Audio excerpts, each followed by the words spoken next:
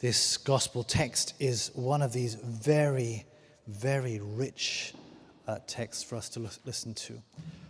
The first reading spoke about the wound of the people of Israel, the unhealable, incurable wound, and then it spoke about how God would restore the tents of Jacob, would take pity on its dwellings and rebuild its ruins and restore its citadels. The rebuilding, the restoration of the people of Israel. And we see that happening here in the gospel. Yesterday we heard the text of Jesus, the feeding of the 5,000. And here, what do we hear? All who ate, what is it? Let me just go back to just get the words right. They had, when the crowds had eaten their fill. When the crowds had eaten their fill. Those who were there all ate till they were full. The Lord gave them food till they were full. He'd also been teaching them, and I'm sure, till they were full. So all of those who came to him received to the full. Then we have this episode in the boat, the storm, and Jesus walking across the water. And really this is what we call a theophany. God is making himself known. God is making himself known. And it takes us back, the storm, the walking across the water, it takes us all the way back to Genesis. If you remember Genesis, at the creation, the translation says, and the Holy Spirit, what's the actual phrasing that it uses? In the beginning was God, and the water, the Spirit hovered above the waters, or hovered above creation, or the chaos, I think is the chaos or the waters, those two words intermingled. And so God, his presence above the chaos, above the water. And so Jesus walking above the chaos of the storm, walking above the water as he goes towards his people, his disciples. And they are frightened.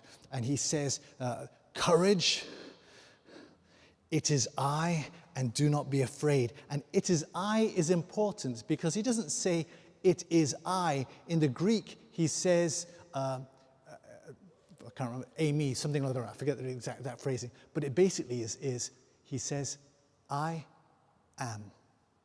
Courage. I am. And that should take us back to Moses at the burning bush. Who are you? Whom shall I tell them? Asked Moses. Whom shall I tell them sent me? He says, tell them that I am sent you. And so Jesus, revealing himself as God, courage, I am the creator. I bring order out of chaos. I am the one who will calm the storm in your life, in your heart, in nature, because I am sovereign over all. Peter, as always, impetuous.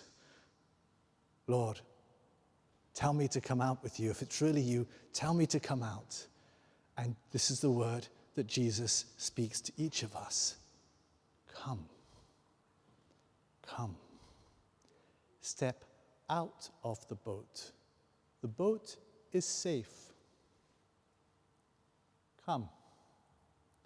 Have faith in me. Step out of the boat. Love involves stepping out. Our tendency is to stay in. I won't move from my seat. Come, step out. Peter steps out. The wind and the rain, he sinks. Man of little faith. He has the faith, but takes fright. And then we go back, the wind calms, storm. And then we go to the people of Gennesaret. It is Gennesaret, isn't it? I think it is.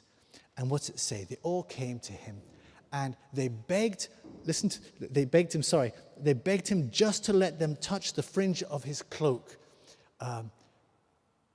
This is an example of people being healed by a second-class relic. You know what a first-class relic? The first-class relic is an actual part of the body of a saint. A second-class relic is something that has touched the body of a saint.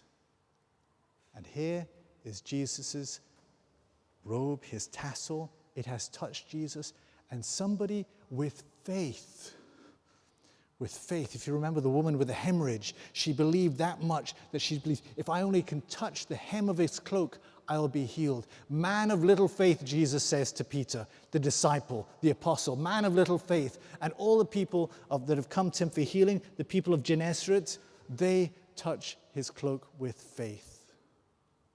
Even if I touch the edge of his garment, the tassel, I will be healed. And so the Lord restores his people. He brings order to chaos.